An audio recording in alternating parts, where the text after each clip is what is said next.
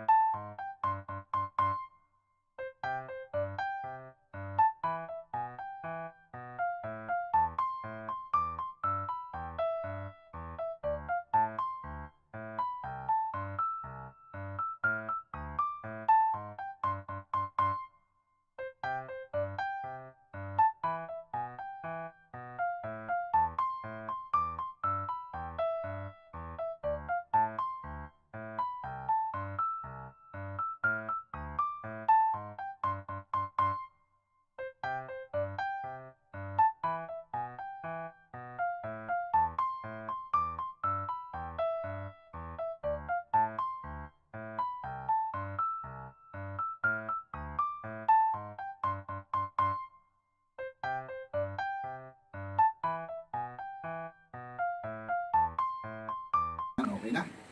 Ganitong kaliliit lang. Yan, mga kaluto. Yan o. Dito muna natin umpisahan si taas. Dahil kapag sa baba, madaling masunog. Kailangan ibabaw muna pala ang dapat lutuin natin. Yan. Ilagay na natin sa ilalim at ibabaw. Ilagay na lang natin sa 20 minutes. Okay. Kami na mga kaluto. Bibisitahin na natin dito. Yan. Kami na.